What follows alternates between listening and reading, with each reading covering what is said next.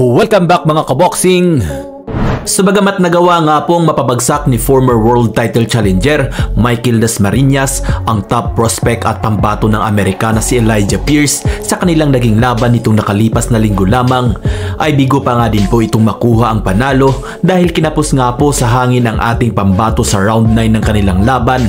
Dahilan para bumagsak ito at muntikan pang mahulog sa ibabaw ng lona matapos kumonekta ang solidong right hook ni Pierce at natalo ito via 9th round knockout. Maraming mga Pinoy boxing fans nga po ang sobrang nanghihinayang sa laban na ito ni Dasmariñas mga kaboxing dahil unang round pa lang ay napabagsak na niya si Pierce. Ngunit nagawa pa nga pong makabangon ni Pierce upang ipagpatuloy ang laban at tinalo si Dasmariñas. Dahil dito ay di nga po maiwasang mag-post sa kanyang social media account ni former 3 Division World Champion Janriel Cuadro Alas Casimero sa kanyang Facebook page na Cuadro Alas It's My Boy. Ngunit maraming Pinoy boxing fans nga po ang naniniwala na ang kapatid nito at trainer na si Jason Casimero ang nagpo-post ng lahat sa page na ito. Ayon nga po kay Casimero, kung siya daw ang makakalaban ni Pierce ay iiyak daw ito sa kanyang harapan. No BS!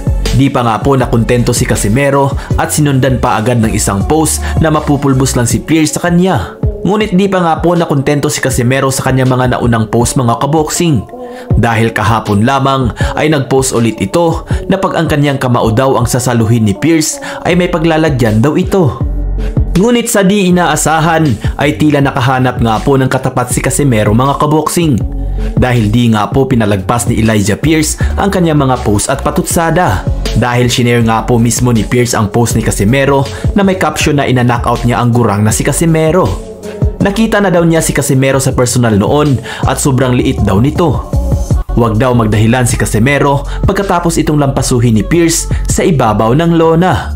At may hashtag na The Hunt Continues at Set It Up.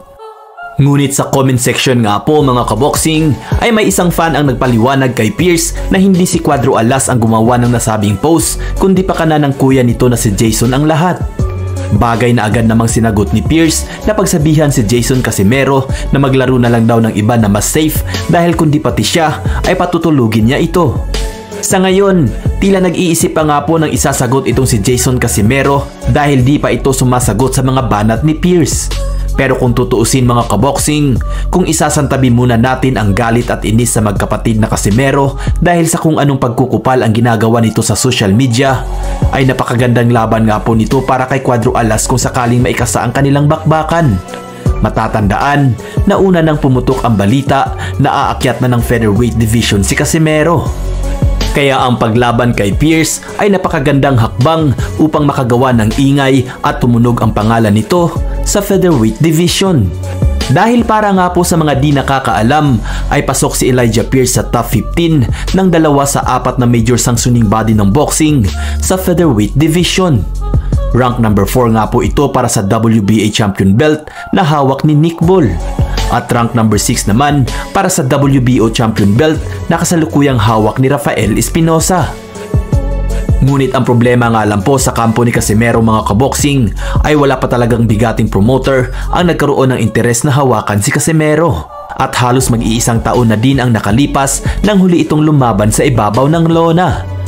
Ngunit kung sakali nga pong maikasa ang bakbakang Pierce kontra Casimero mga kaboxing, sa tingin nyo ba kayang pabagsakin ni Casimero si Pierce at maipaghiganti ang mga Pinoy boxer na pinatulog ni Pierce o masasama lang sa lista si Casimero sa mga Pinoy na naging biktima ni Pierce at gumapang sa lona?